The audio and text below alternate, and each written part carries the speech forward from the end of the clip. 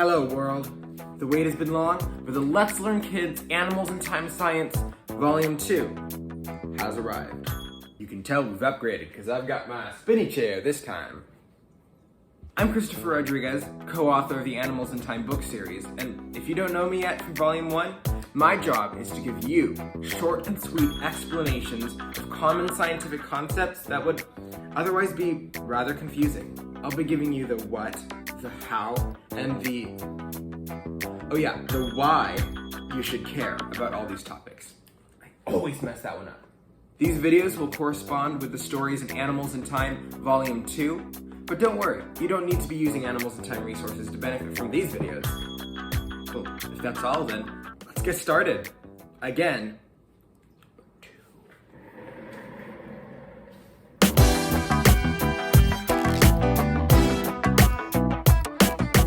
let's see, the last time we started with life. So what should we start with this time? How about the universe? Yep, there's a lot of it out there, and it might not even ever stop. But it all had to come from somewhere, right? People have a lot of different ideas about this, but the one real answer is... Wait, one second, let me check the book. The book, in this case, is the Holy Bible. Now, your Bible probably isn't this big, but I'm using this one just for show. Now, let us begin. In the beginning, of course. Genesis chapter 1. In the beginning, God created the heavens and the earth. Well, guess that's all we need to know. See you later. But wait, there's more. It says, "The earth was without form and void, and darkness was on the face of the deep, and the Spirit of God was hovering over the face of the waters." So there was nothing, absolutely nothing, except God. And then boom, God said, "Let there be light," and there was light. Just like turning on a light switch. Before, there was nothing but darkness. Whoa, that is really dark. Then God says one word, and boom, there's light. That's much better. So, as you can see, God is in a creative mood right now. He's creating the universe, but he doesn't do it all at once. He does each part in stages. The first stage is light. But there's not just light. Now there's also earth, space, and time. Time is pretty important, right? There's number 1. Then God said, "Let there be a firmament in the midst of the waters, and let it divide the waters from the waters." In this second stage, God creates the atmosphere. Basically, air. Also very important, right? Can you imagine if it was just water in the ocean and then space? That would make breathing very difficult. There's number 2. Then God said, "Let the waters under the heavens be gathered together into one place, and let the dry land appear. Let the earth bring forth grass, the herb that yields seed, and the fruit tree that yields fruit according to its kind, whose seed is in itself on the earth." And it was so. Again, God is having all the good ideas here. I mean, there's water, there's air, but it would be kind of nice to have land too, right? You know, to walk on, to run, to sleep, to drive, to live on. See, such a good idea. Also, plants for food, all good things.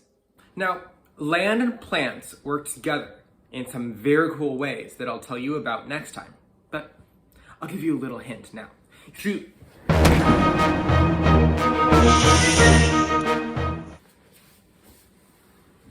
Yep, it's happening again. That's number 3. Then God said, "Let there be lights in the firmament of the heavens to divide the day from the night, and let them be for signs and seasons, and for days and years. And let them be for lights in the firmament of the heavens, to give light on the earth." And it was so. Now, this is where it gets interesting. In this stage, God creates the sun, the moon, and all the stars. But it's more than that. The moon is just a hunk of rock. It doesn't shine on its own. Instead, it reflects the light that the sun shines on it. Now, the sun is a star, but there are lots of other stars too. On a clear night, you can see about 6,000 stars or so, but in the entire universe, there are over 200 billion trillion stars. That is 2 with 23 zeros at the end. As you can see, God was very busy during this stage. There's number 4. Then God said, "Let the waters abound with an abundance of living creatures, and let birds fly above the earth across the face of the firmament of the heavens." And God blessed them, saying, "Be fruitful and multiply, and fill the waters and the seas, and let birds multiply on the earth." This is the stage where the earth started to get noisy. There are fish and sea creatures in the ocean. There are birds in the sky, but only plants on land so far. Keep watching though. Number 5. Then God said, "Let the earth bring forth the living creature according to its kind, cattle and creeping things and beast of the earth, each according to its kind. Let us make man in our image according to our likeness. Let them have dominion over the fish of the sea, over the birds of the air, and over the cattle, over all the earth, and over every creeping thing that creeps on the earth." So God created man in his own image. In the image of God, he created him. Male and female, he created them. Then God blessed them, and God said to them, "Be fruitful and multiply. Fill the earth and subdue it.